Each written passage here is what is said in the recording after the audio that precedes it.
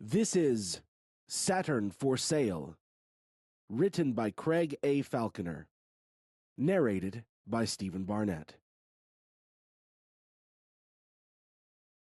Chapter 1. Without question, it was the biggest day of Dylan Klein's life. The 46-year-old billionaire had made some big swings in the field of space exploration before, but none like this. In a matter of hours, Klein's flagship DKX-1 rocket would blast off with a huge payload bound for Saturn. That planet's largest moon, Titan, was the subject of the boldest and perhaps the most profitable swing anyone had ever even contemplated. No one other than Klein could have done it. No one else would have dared to try. Only his unique vision and unrivaled skills of persuasion could have led to this situation, wherein one man was effectively leasing mining rights to subdivided regions of a celestial body on which no human being had ever set foot. The greatest sale of Klein's life had come several years earlier when he somehow convinced the government to go along with his dream of monetizing and commercially monopolizing the distant but reachable moon, where valuable rare materials had recently been detected. Klein's core argument held that Titan's resources were going to waste. It was far better for the country that a private entity should take all the risk of such a challenging project, he reasoned, rather than devoting massive public funds to it during times of widespread economic hardship. Having long offered his corporation's launch services and satellite maintenance expertise to public sector space projects at cost price, he had won some friends in high places. That alone wasn't enough, though. Fortunately for Klein, he excelled in seducing policymakers with the promise of bounteous tax revenues from his company's future profits. To seal the deal, he added a compelling argument that if he didn't take hold of Saturn's moons, a rival nation might sweep in and do the same. This went down well in military circles, with the prospect of establishing some kind of presence in the further reaches of the solar system, giving a high ground advantage that could prove pivotal in the long run. Klein liked to frequently use the pun that reaching Titan was in every sense a titanic endeavor, and given the eye-watering cost of developing the rocket and spacecraft capable of reaching Saturn, let alone Klein's stranglehold on the proprietary propulsion technology that underpinned the whole project, he truly presented the only ride in town to a destination the government very much wanted to reach. For his part, Klein had funded the last few years of planning and development, by far the most expensive, using the colossal cash deposits he had already secured from the domestic business interests who wanted a piece of the pie. Huge mining and oil conglomerates dominated the balance sheet, with no self-respecting CEO willing to risk missing out on a potential gold rush at the edge of humanity's newest frontier. One CEO who had no interest in getting into the nitty-gritty of space mining, however, was Dylan Klein himself.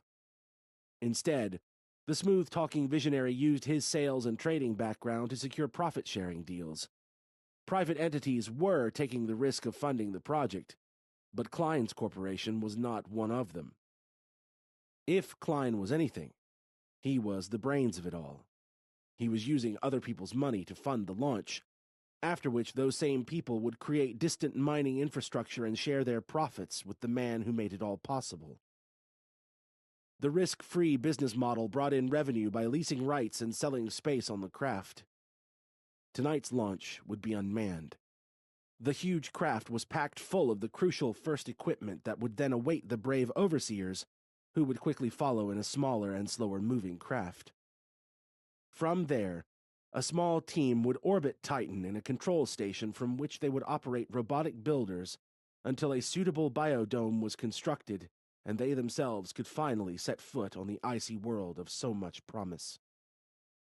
At 8:51 a.m. on this most crucial of all days, Dylan Klein wasn't at his perkiest. It had been a difficult and sleepless night, with a few last-minute hurdles to overcome and some real worries about a potentially launch-disrupting storm. The storm concerns had fortunately abated, but Klein didn't feel as awake as he would like to.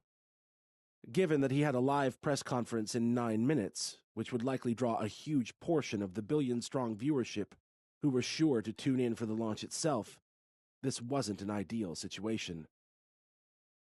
"I'll be a minute," Klein said. He was addressing his long-serving assistant, Hunter, as they strode through the DKX headquarters towards the viewing platform where Klein would soon address the world. He stopped outside a coffee shop and stepped towards the open door. The store was a franchise branch of a major chain whose owners paid a significant monthly rent to operate in the building. Like his future mining partners on Titan, they also paid him a percentage of their profits. Klein drove a hard bargain, but he always drove it well. "Since when do you drink coffee?" Hunter asked. Klein glanced back without stopping. "I just need a little boost." In light of his imminent, final pre-launch media appearance, this was certainly true. But for all his wealth and commercial foresight, Dylan Klein had absolutely no idea what the rest of this fateful day would bring his way. Chapter 2. At what would typically be rush hour in many locales, the coffee shop was a ghost town. Klein's workers had to clock in at 8:45 sharp on a normal day, meaning this place usually saw its rush a solid 15 minutes earlier than the current time. This was no normal day, however, and all staff who weren't essential to the final launch preparations were already gathered to see his public address in person. No one else was around.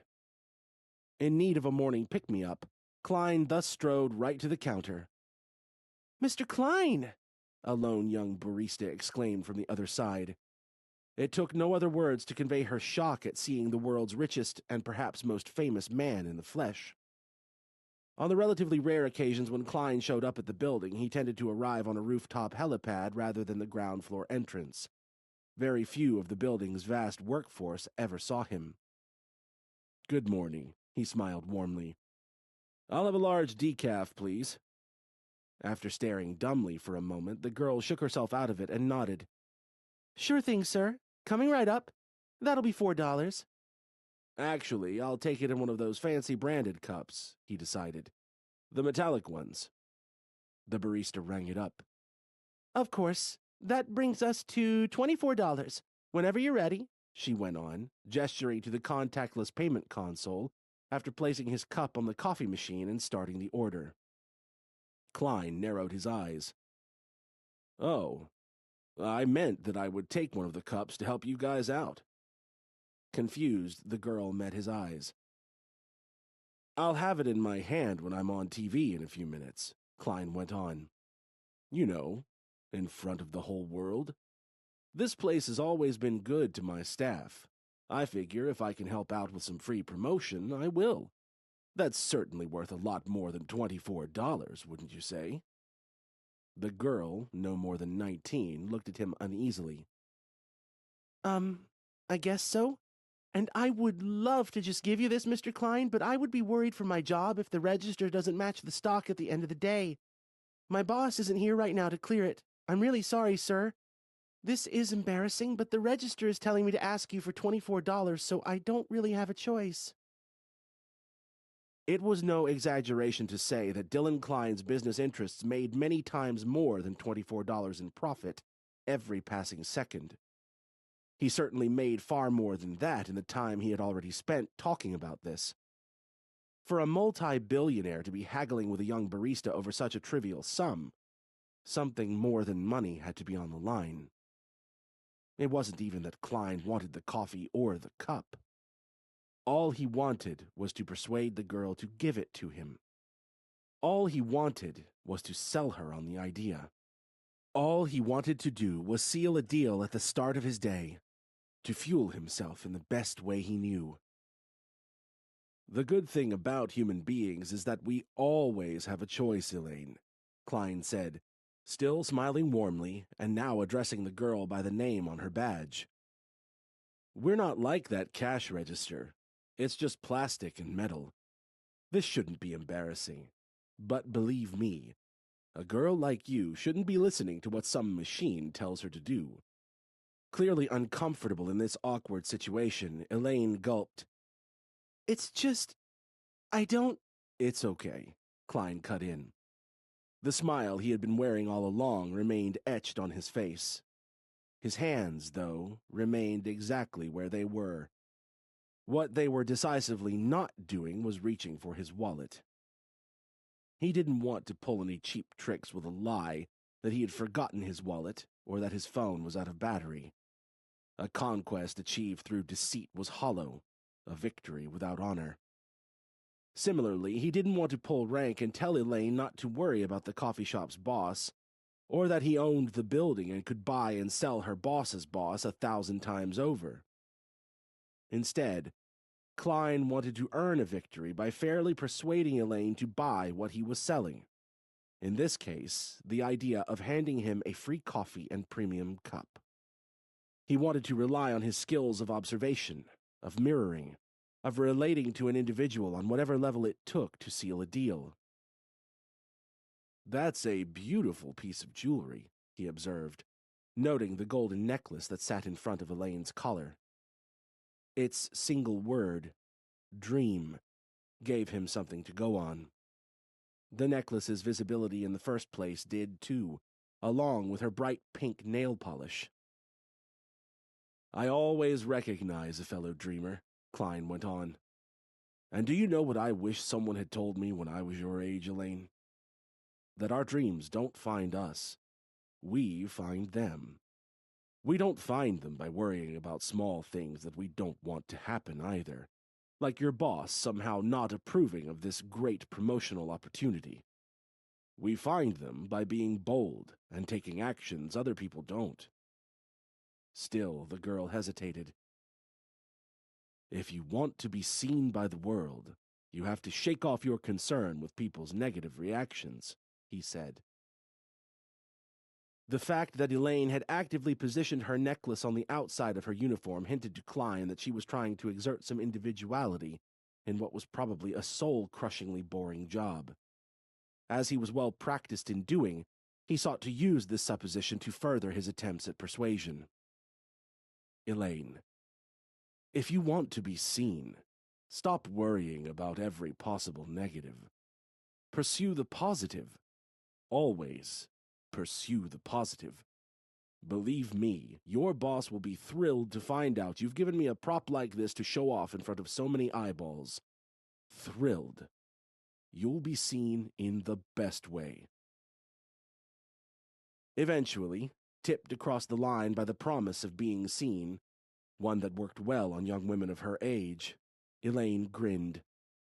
Enthused rather than relenting, she handed Klein his filled cup. "You're right," she said. "Thanks.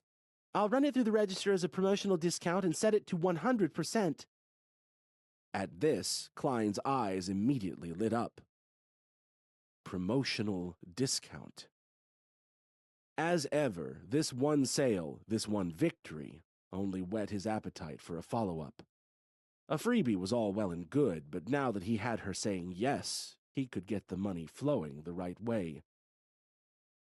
"Thank you, Elaine," Klein replied. "And since one favor deserves another, I can go one better than a promotional discount. I don't share this offer publicly. It's only for people who wow me in person." As he spoke, Klein finally reached into his pocket. He lifted out his phone, then pulled a small business card from a slot at the back of its case. The card contained a QR code along with some text stating that the link would lead to a free 1-week trial for his Dream Chasers Academy app.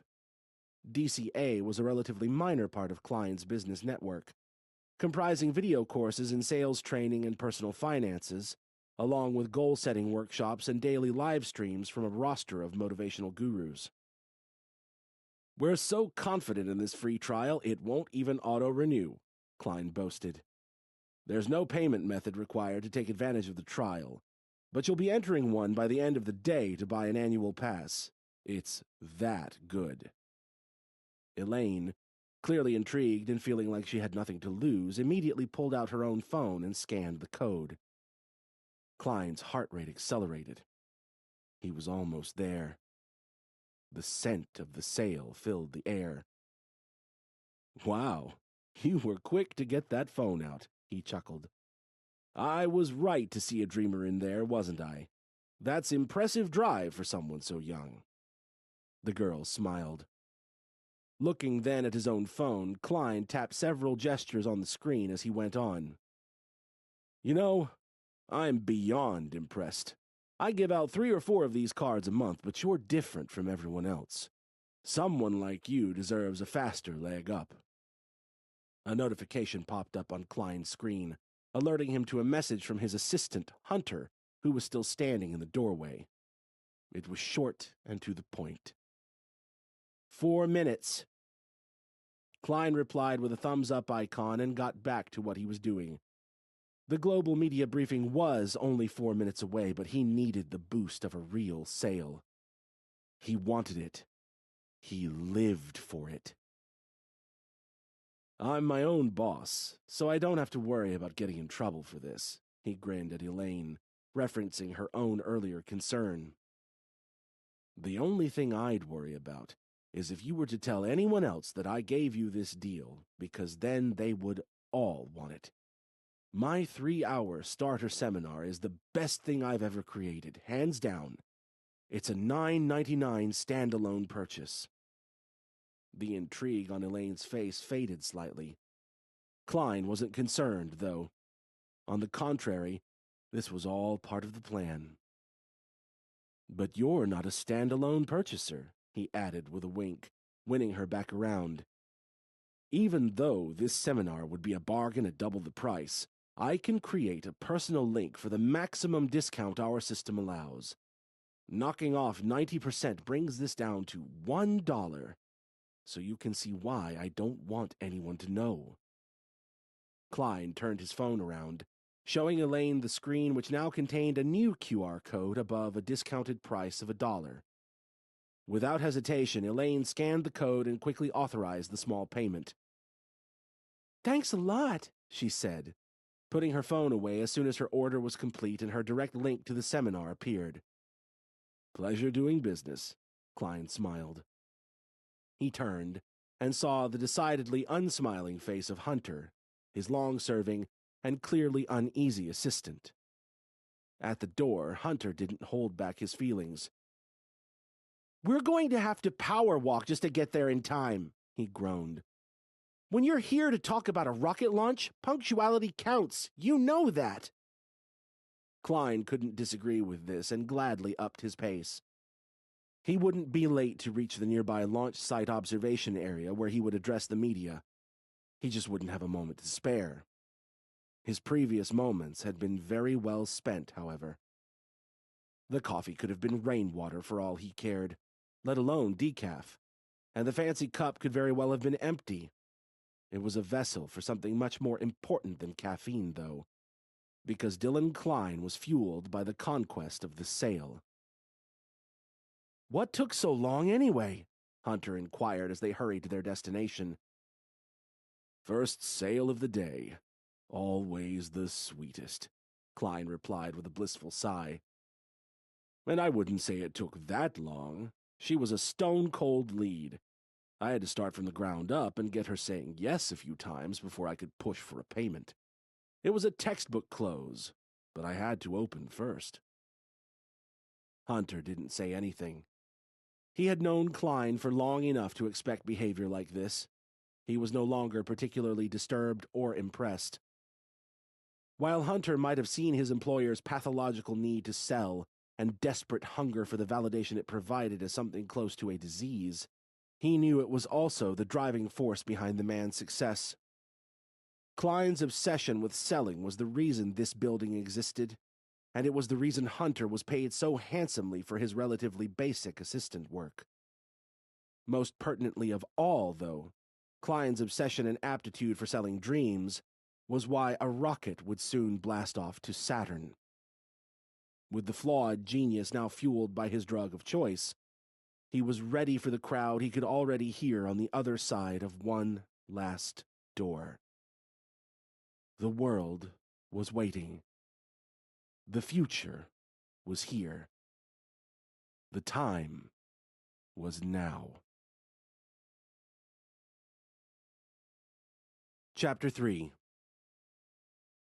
Dylan Klein stood before a large crowd of media personnel and his own staff. He was strategically positioned in front of an enormous window, which provided the closest view to the launch site and framed him perfectly against that awe-inspiring backdrop. This was as close as any of the reporters had ever gotten to the colossal rocket that would soon take off for Saturn. Even before Klein's just-on-time arrival, they had been excitedly marveling at the sight their priceless view provided. A smile filled Klein's face as he began speaking. With nothing but good news to report, it stayed the whole time. Things would have been very different if the weather hadn't been so cooperative. Klein addressed this point with a gleeful suggestion that even Mother Nature was on board with his project. Klein recognized several of the reporters in the crowd. TV networks and newspapers had sent their highest-profile staff to cover the upcoming launch and this final interview before it. Although a few of them had been openly doubtful this day would ever come, or indeed unsure that it ever should, even the most cynical were now captivated by the sight of the rocket. For once, Klein was selling nothing. The hard work was done, leaving this speech to serve as little more than a victory lap over the doubters and one last hype-building exercise for everyone else. A huge round of applause marked the end of the short address. All the way through it, Klein had ensured his coffee cup was prominently displayed on his podium. A sale built on a lie was no sale at all, he always told himself. And on that point, if not every other, he was as good as his word. Smiling faces filled his vision, from his staff to the assembled reporters alike. The only face that didn't look excited by the day's events belonged to Meg Belford, an experienced journalist who had clashed with Klein in online discussions about what she once called his corporate annexation of Saturn and its moons. Her presence only came to Klein's attention at the end of his speech, as the rest of the crowd began to disperse. It would have been one thing if she looked bitter. Klein would have expected that, and quite likely would have enjoyed the sight. Instead, however, the usually immaculate woman looked exhausted and concerned. As Meg's heavy eyes met Klein's, she pulled her phone from her pocket and typed in a quick message.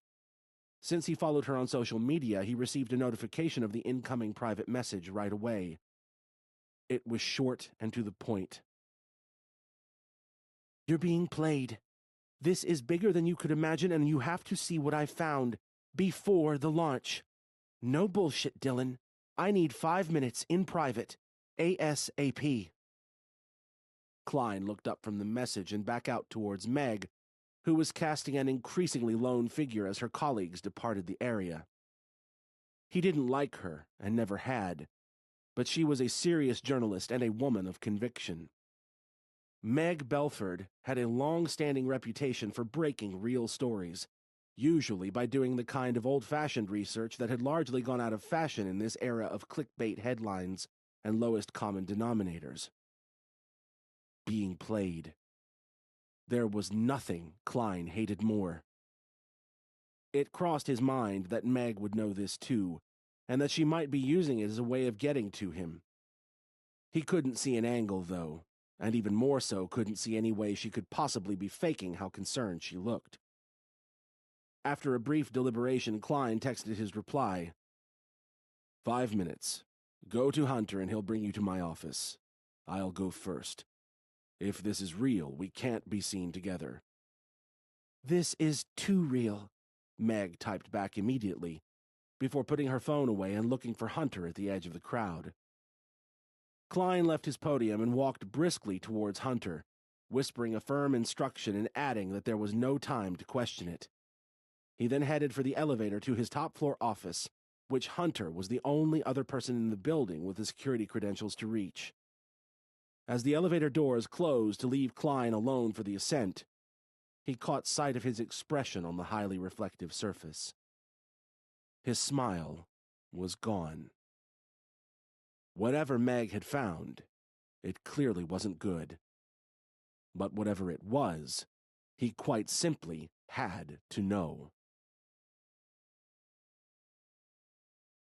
Chapter 4. From the full-length window of his top-floor, futuristically appointed office, Dylan Klein looked out at the huge DKX-1 rocket that would soon blast off from his launch site. He was keen to hear whatever Meg Belford had to say, but he was even more determined that absolutely nothing would get in the way of the long-awaited launch. In the few minutes until Meg arrived with Klein's assistant, the loyal and diligent Hunter, the billionaire's brain ran through various possibilities of what he was about to learn. The two stepped out of the elevator and directly into the office, with Meg becoming, in that moment, one of very few people to have ever seen inside Klein's inner sanctum. Her eyes were drawn not to the impressive views of the launch site, but rather to the enormous LED screen on the other side of the room. It looked like a modern take on the age-old mission control setup she'd seen in so many sci-fi movies, only with one seat instead of many, and one colossal curved screen instead of countless smaller ones. "So what's this all about?" Klein asked, his resonant tone immediately tearing Meg's attention away from his control center. The woman glanced between Klein and Hunter. "This is big," she said uneasily. "Hunter hears everything I hear," Klein replied, dismissing her evident concern about this point with a wave of his hand. "So please, get to it." And get to it Meg did. "The government is going to seize control of your whole project on national security grounds as soon as the spacecraft reaches Saturn, if not before," she revealed. "They've been playing you all along, Dylan. They couldn't fund the rocket, and there was no appetite for the kind of investment a public program would have needed. That's why they went along with your land leasing and mining projects. They wanted you to do this. They needed you to do this. There aren't going to be any commercial projects on Saturn's moons. They just needed you to raise the money it would take to get them there. You're the best salesman who ever lived, and that's why they used you." "I am," Klein mused, his egotistical mind seemingly having picked up only on the compliment. Hunter, meanwhile, narrowed his eyes as he studied Meg's expression. "I assume you have proof?" She nodded. "I have proof of everything. I have a flash drive full of leaked documents, unredacted, that will end careers as soon as we release them. This goes all the way to the top, and President Green himself is neck deep in it. But guys, this isn't just about what they're doing. The real problem is why they're doing it. Dylan, if your systems in here have access to the satellite and surface observation data from Titan, I can show you. Forget unredacted documents. I've obtained an access key that will decrypt and illuminate direct image data that you didn't even know has been modified." Klein gulped. For the first time, he seemed to be sensing the magnitude of what Meg was telling him. "Seeing is believing," the journalist went on. "And once you see this, you won't even be thinking about the documents. You won't even be thinking about how they've played you. If you let me onto your system here, I can call up the images and show you what I'm talking about." Without a word, Klein walked to his huge screen and typed some commands into the keyboard below its central section. A live feed of the launch site then filled the screen in eye-poppingly vivid detail. "I'll be watching your every keystroke like a hawk," he warned her. "And while you're calling up the data, I need to know one thing. Why are you here?" "Excuse me?" Meg asked, taking the sole seat and getting to work even as she spoke. "Why are you here?" Klein repeated. "What's in this for you? Why not make it public and get all of the credit? It's not like we're friends, so I'm not buying that you're here to help me. Do you want hush money, to not tell the world I've been manipulated? Do you still want the credit but have concerns for your safety? Without my help, if you take down Green and his circle of liars?" At this, Meg stopped for a moment and looked back at Klein. "Dylan, you're really not getting how big this is. I don't care about myself in any of this. I'm telling you because no one would believe me. Even with full documents and raw images, they'd say I was crazy. No one, apart from you, could convince people this is all true. You could sell ice in Antarctica. That's why they used you to get this rocket off the ground, And that's why I'm counting on you to get the real truth out there. The world needs to know. But what's in it for you, though? Klein pushed. This time, the compliments didn't register higher than his evident confusion as to why someone would do something for no personal gain. We're talking different languages on that, Meg sighed in exasperation, turning back to the system. Maybe you'll get it when you see this. But either way, you're the only one who can do anything about it before it's too late. Klein kept his eyes on her rather than the screen, as it changed to reveal several menus and options. But why are you... Dylan, Hunter interrupted. Let's leave that part, okay? Right now, the why isn't the main thing. As Klein's long-serving, and some might say long-suffering, assistant, Hunter knew very well that selflessness was a language his boss didn't speak. And to his mind, the fact that Meg had come here with no personal angle wouldn't be too hard to understand if her discoveries turned out to be as earth-shattering as she was suggesting. At this, Klein took the point. I guess, he said, paying heed to Hunter in a way he rarely did to anyone else. The real question is, how the hell can there be something in the observation data we haven't already seen? How can the government know more than us? We're leagues ahead of any public technology. That's why they're using our rocket. This data comes from our probes and satellites. It doesn't make sense. How the government had discovered something of interest on Titan wasn't nearly as important in Hunter's mind as what that something was.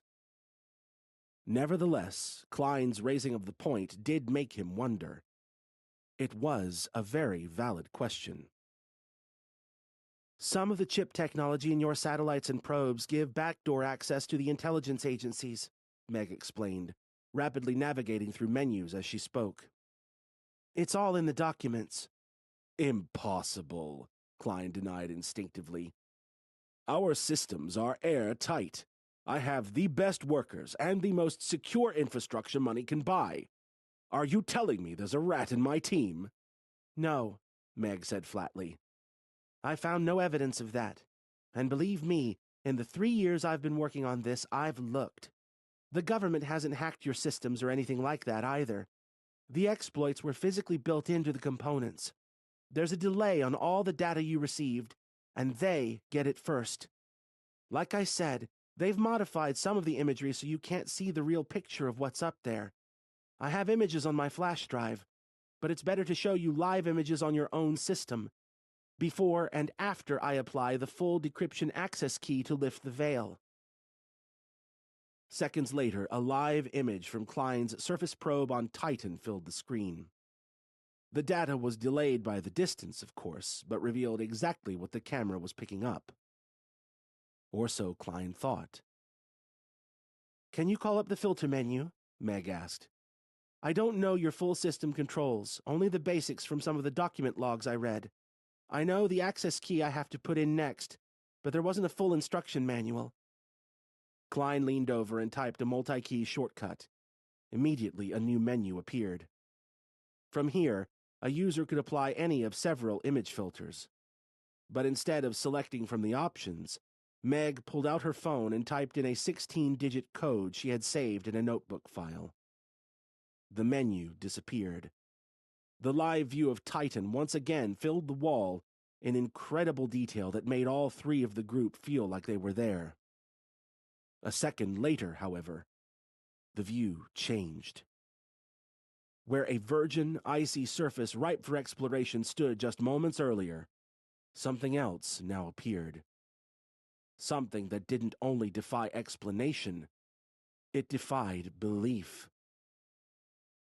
Holy shit, Klein muttered. And more than any other two-word combination, holy shit was right. Chapter 5. For once in his life, Dylan Klein was rendered truly and utterly speechless. The immersive view provided by his enormous Ultra HD screen now showed something on the ice-covered surface of Titan. something that hadn't been visible until Meg Belford disabled the filter that government scientists had put in place. With his view now unencumbered, Klein found himself staring at something decidedly unnatural. It was something that most certainly should not have been there, and something that completely upended his understanding of why Meg was here. This really did go to the top. To Klein's bitter disbelief, the biodome that was set to be built by remotely controlled robots would not be the first structure on Titan. A gargantuan drilling rig dominated the screen, with some kind of dish-like object further behind it. "They've already been to Titan?" Klein asked, trying to make sense of it. "And now what? They want to protect a monopoly on mining? Then why the hell do they need my rocket?" "I don't think that's it," Hunter commented. "But Meg, why should we believe this is the real, unedited view? Why should we believe this isn't showing a filtered view of something that isn't really there, and that we weren't already looking at the real picture all along?" Klein's neck straightened at that, a point he hadn't yet considered.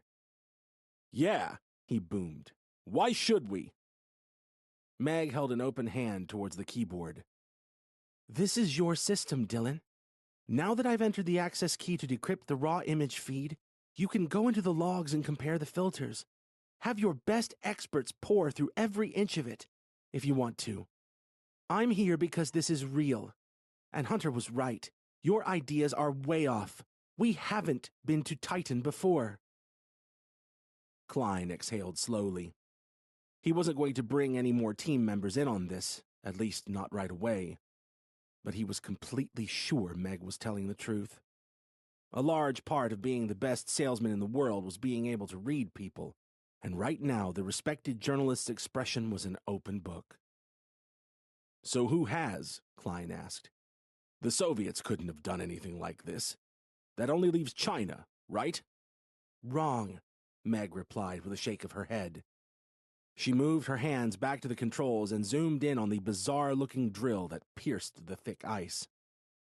As the view changed, Klein's jaw dropped. The details of the futuristic object were like nothing he had ever seen. He knew he wasn't merely looking at something from another country, and he knew very well what Meg was about to spell out before she even said it. "This isn't earthly technology," the woman explained, dropping the biggest bombshell of all. "Dylan, your partner's mining setups weren't going to be the first on Titan, but we weren't beaten by other humans. This thing is alien." Chapter 6. "Alien?" Hunter gasped, slower than Klein to have realized what they were looking at.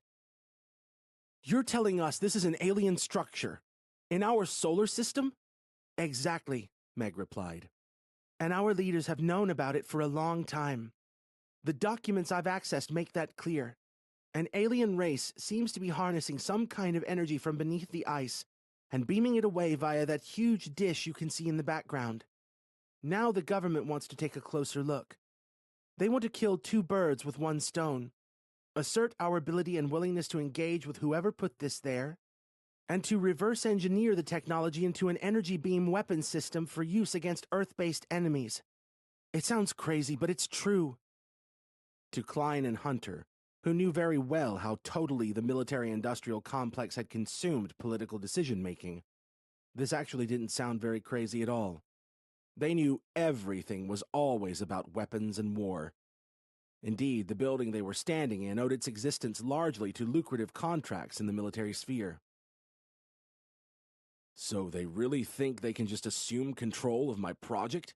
Klein asked, focusing on this rather than the core point that bona fide aliens not only existed, but had established an energy harvesting drilling operation on Titan. Meg nodded.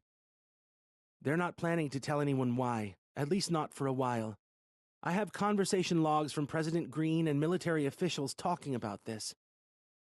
Apparently, there are already laws on the books that give them the right to take control of your whole project if they declare a national security emergency. You're the only one who can stop this, Dylan. Engaging with aliens like this, in a project led by people who see bombs and bloodshed as the solution to every problem could literally doom humanity. It'll kill my business, Klein mused bitterly. If they take over the project, my investors will never see a return. There's no way I could recover from the blow to my reputation. Meg and Hunter shared a glance. On her side, it was disbelieving. On Hunter's, it was anything but. Well, Meg sighed, astounded by Klein's myopia. Either way, I came to you because you're the only one who can stop this. The first thing you have to do is cancel the launch. The next steps are the next steps, but that one has to come first. Klein cleared his throat, which felt far drier than usual. You did the right thing, Meg. I'll make sure you're safe in all of this. You must have taken some huge risks to get these documents and this access key. I'll make sure you're suitably rewarded, too. It's not about rewards, Meg said. As before, Klein simply couldn't understand this line of thought. Hunter, for the moment I'd like you to take our friend next door, he said. I'll need some privacy for a few minutes. I just have to make a quick call. You can come back to hear it, of course. Be quick, though. Because if President Green thinks he can play me for a fool, he's got another thing coming. Chapter 7. How exactly are you planning to handle this? Meg asked. She stood up and moved away from the door, making it clear that she was in no mood to leave the room. Dylan, there are aliens in our solar system. Our government is about to engage with them, with the best-case scenario being that they'll start an arms race for energy ray weaponry to be used on Earth. Worst-case scenario, these aliens could turn their technology on us as soon as they see us coming. You can't just angrily call President Green and think this will work out. If they have to cut you out today, they will. You've done all the work, but they could take control of this place with a snap of their fingers. You have to publicly cancel the launch. Klein looked at her through narrow eyes. Meg, I'm glad you brought this to me, but your part is done. Like I said, I'll ensure you stay safe and well rewarded. Just name a price and— Enough! Hunter boomed. In all his years working for Klein, this was the first time he had ever raised his voice. Dylan, it really isn't always about a price. She's right, too. They really could cut you out. Have you thought about that? Klein took a moment to compose himself. Emotions are high, so I'll excuse that outburst just one time, Hunter. One time. I think what you really have to see, though, is that I'm holding all of the cards. They want the launch to go ahead, and they want this information to stay secret. I can name my price. I'll call Green right now and say there's been an operational hitch. I could even say one of my team members has spotted something unusual in the imagery from Titan and that we have to investigate. Who knows? Maybe I'll say we need some more funds to continue in light of what we discovered. The implication makes itself. If they're going to seize control before I can fulfill my promises to our commercial mining partners, you better believe they're going to be on the hook for the refunds and a sizable payment for the inconvenience and reputational harm I'll suffer because of this. Hunter's eyes widened in disbelief. He had known Klein a long time and wouldn't have thought anything could surprise him. But this? You're going to extort the president? Hunter asked. You're going to ask for money to stay quiet about this alien discovery and let them take the insane risk Meg just laid out? Seriously? For money? Klein grinned. Hunter, I sold Saturn. I think I can sell silence. For several seconds, while Klein pulled his phone from his pocket, silence was exactly what circled the office. No, Hunter eventually said, stepping next to Meg. Excuse me? Klein asked. Hunter, I must be going insane, but it sounded like you just said no to me. I won't let you do this, the emboldened assistant went on. We have a responsibility to protect everyone on this planet by telling the world what— Before Hunter could finish, his attention was taken by a see-through and bulletproof security divider dropping rapidly from the ceiling. It trapped him and Meg on one side, away from the elevator, their lone hope of escape, and just as importantly, trapped them away from Klein. The avaricious billionaire tapped another button on his phone, like he had to engage the adaptive security system, which this time enabled his words to reach the duo. "Don't waste time trying to make any calls either. You're cut off from the world until I've taken care of this." With a grin on his face, he reactivated the volume cutoff control and watched as Hunter and Meg fruitlessly banged on the thick divider and screamed words he didn't have to hear. He had heard enough and seen enough from them to know a closed-off area was the best place for them. But as Dylan Klein opened his contacts menu and navigated to President Green's name, what he didn't know was that someone else had seen and heard enough. That was why, when Klein moved his finger for one final tap on the call button, no call began. Instead, in that final moment, a blinding white light consumed him. Greed had been good for Dylan Klein, bringing him a life of almost unimaginable wealth and materialistic comfort. Now, however, none of that could do him any good. And where Klein was going, President Green and an army of disgruntled investors would be the least of his concerns. Chapter 8. Even on a day of incredible revelations, nothing came close to this. The feeling of disorientation from the flash was one thing. The feeling of realization as to what was going on, however, was something else entirely. Dylan Klein was no longer standing in his office looking at an immersive view of the alien drill on Titan. Now, somehow, he was looking at that drill with his very own eyes, from the inside of a small, box-like structure on the surface of Titan itself. The space was pressurized with air he could just about breathe, albeit very uncomfortably.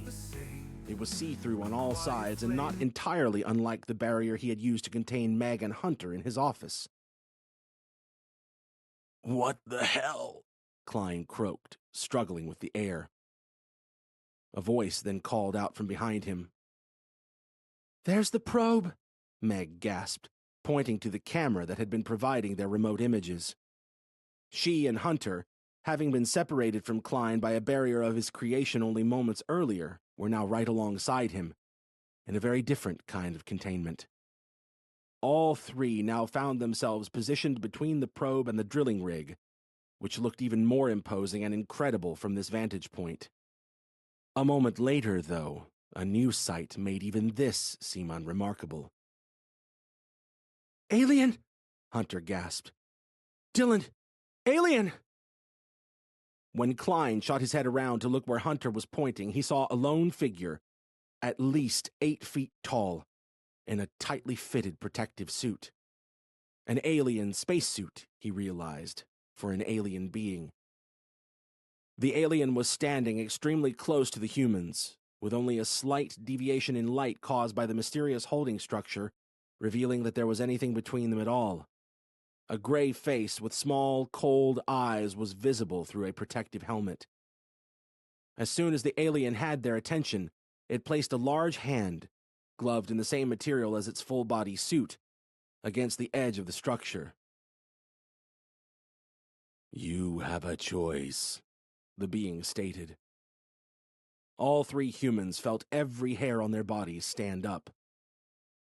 The voice was robotic, but not in any familiar sense, and resonated powerfully within their bizarre enclosure. The aliens' race had clearly been monitoring humanity for long enough to learn the dominant language, which made some kind of sense given that they had established an operational base within easy reach of Earth. This intelligent creature either had an inherent ability to communicate in an observed language, or was using technology to facilitate instant translation. In reality, the mechanics didn't matter. "There is limited oxygen in your atmospheric capsule, and it will not replenish," the alien voice continued. It is the largest and best equipped cube I could create without more time. My hand was forced to make an intervention I did not want to make. My kind lives by the edict of non-intervention, and your actions have forced me to break from that. What do you want from us? Klein asked, the only member of the group able to speak amid the shock of it all. The air remained uncomfortable to breathe. We're alive, so you must want something. And why are you even here? What do you want on Titan? For generations, we have been utilizing this moon's energy resources for our own home world, the tall being explained. Your people have been unable to access the materials beneath this ice, which meant we were breaking no galactic edicts in doing so. Now that you are on the verge of establishing a presence here, we are prepared to leave. If your launch succeeds, we will do so. We have avoided engagement with your planet's leaders due to their conflict-driven thought processes, knowing how they would try to use our technologies. We will leave nothing they could try to turn into weaponry. So why are we here? Hunter pushed, managing to blurt out a question of his own. How is abducting us anything close to non-intervention? The alien paused for a moment before replying. That edict became impossible to maintain when your friend chose to use his new knowledge of our existence for reckless self-enrichment. He poses an unusual risk. A man of his skills can convince others of anything, especially when it is true. Your world is a dangerous place, and learning of alien life in the context of political deceit would be extremely dangerous. Any problems arising from that would ultimately be our fault, and we must avoid that. Your friend's intentions and your knowledge of them cannot go unresolved. He is unique among your kind. Even your deceitful political leaders behave predictably, in ways we can understand if not approve of. But the manifold ways he finds to pursue greed makes him a wild card we cannot overlook. Bitterly, Hunter and Meg both turned to Klein. So you brought me here to kill me, the billionaire snapped. Klein didn't know why the alien didn't just do it on Earth instead of going through all this rigmarole. Perhaps one more so-called galactic edict to cause no harm on an inhabited world, but he couldn't see any other reason for the abduction. And what about us? Hunter complained, understandably no longer as loyally deferent to Klein as he had been for so long. We were trying to stop him from making this even worse. I am aware of that, the alien insisted. No one will be killed. That is against our own ethical code as well as several galactic edicts. You all have a choice. You can return home safely before the oxygen in there runs out. Or you... Then let's go! Meg yelled in reply. Yeah, send us back! Hunter chimed in. Klein, however, was still listening for the or. His eyes locked on the alien. He didn't think he was going to like it. You say we have a choice, but it sounds more like a catch, he said. So tell me, Mr. Ethics, what is the catch? The alien looked directly at Klein. To return home, you must first give me permission to wipe all of these memories from your mind. Chapter 9. Do it, Hunter requested. We're running out of air in here. Yeah, Meg agreed. Send us home. You must first know what you are agreeing to, the alien stated, looking directly at Meg. You must volunteer with informed consent. If you agree, you will return to where you came from. You must leave the object you have with you now, which contains the evidence you uncovered. All knowledge of security passwords needed to access your backups will be lost. No other areas of your memory will be affected. All recent logs from the system you were just operating will be erased. And I have already ensured that no footage being captured by any probes or satellites right now will reach Earth. Immediately, Meg took the flash drive from her pocket and dropped it on the floor of their bizarre containment cube. She had heard enough. "And me?" Hunter asked. "I'll just forget what I learned this morning? We'll all forget everything that happened?" "Correct," the alien stated plainly. It then turned to Klein. "But you..." Klein stepped forward, going face to face with the suited alien. "Me what? What's the real catch?" "Your memory wipe must also correct two imbalances in your brain," the alien said. "First, it must correct the imbalance that has led you to seek self-enrichment to such a harmful extent. Second, it must correct the imbalance that both encourages and enables you to effortlessly persuade others to act for your own benefit, telling them whatever you need to say to get what you want. For the future safety of Earth and your fellow humans, I cannot, in good conscience, release you as you are. Now that an initial intervention has been made, the scales have tipped." "No," Klein replied. "You can't be serious, Dylan," Hunter groaned, his voice weakening as breathing became ever more difficult. "You'll die up here." "What if we go home without him?" Meg asked, realizing there was no time to fall victim to any more of Klein's egotistical nonsense. The alien answered right away. "If he chooses not to live, I will return his body to the general vicinity of where you all were. The death will look like an accident.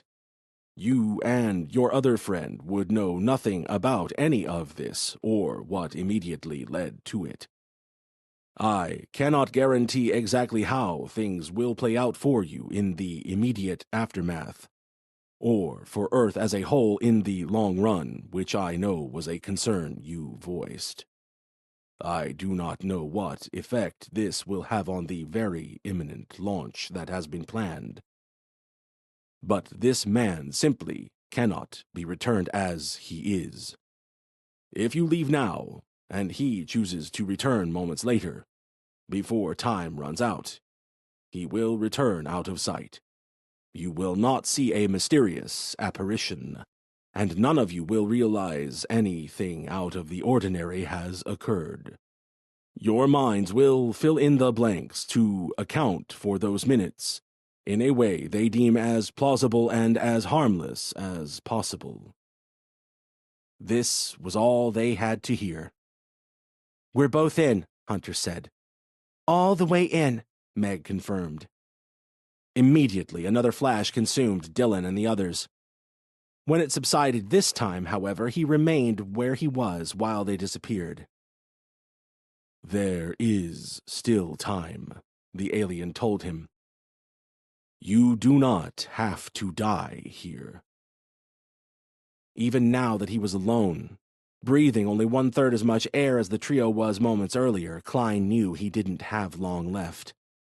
The oxygen concentration was dropping with every breath, and from an uncomfortably low starting point was now positively painful.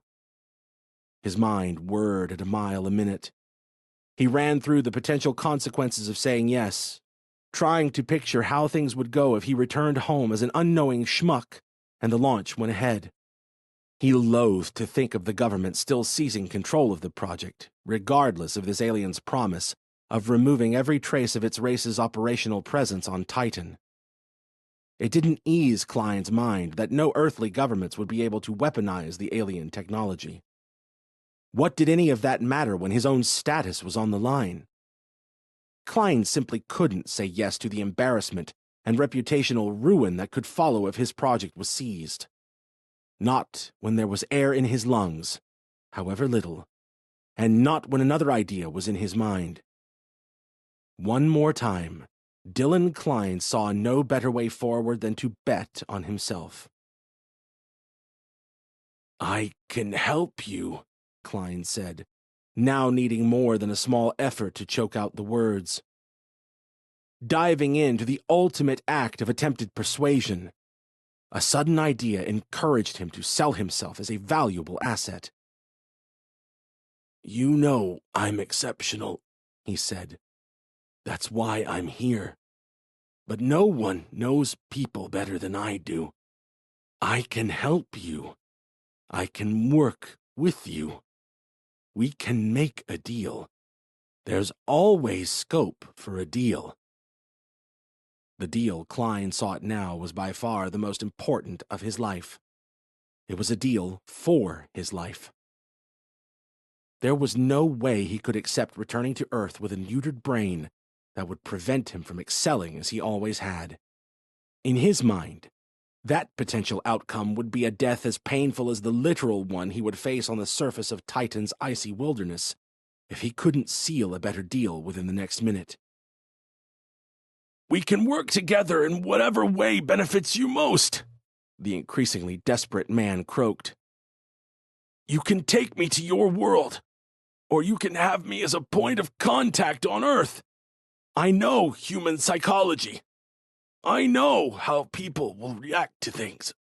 However you want me to help you, I can help you. I am loyal to my best offer, and you're in a position to give me one. What do you say?" To Dylan Klein, who evidently had no qualms about working with an alien against humanity's potentially conflicting interests, selling out was still selling. "I could never trust a man like you," the alien replied. "Even now, you are showing your true colors. Your best idea to get out of the mess those colors have gotten you into is to show them even more. A mind as conniving as yours has no place in our world, and I cannot responsibly return it to Earth either. Your choice is clear. Accept the corrective memory wipe, or do not." Klein sucked in a shallow breath, knowing he had precious few left. "I'll cancel the launch," he said. "I'll make up a problem. You can stay here and have Titan to yourselves. Have every moon. I'll stop selling Saturn. Just don't take my skills. Leave me what I need to keep selling." "I cannot," the alien replied, clearly taking no pleasure from this. "This is your last chance. Do the right thing." With the rare stubbornness of a man so used to getting his way, Klein shook his head. "There's a deal to be made," he insisted. "There's no obstacle a good deal can't overcome." "Please," the alien said. "Say yes." Klein fell to his knees, clutching his chest. "Let me have Earth," he gasped. "I'll give you Saturn. Deal?" Unfortunately for Klein, his admittedly unrivaled mastery of human psychology was of little use in dealing with an extraterrestrial being. This final attempt to reframe the situation as him giving Saturn to the alien, in a very different way than he had sold the dream of mining its moons to his earthly investors, was his last big swing. The bases were loaded. Today, however, there would be no home run. Today, he was striking out.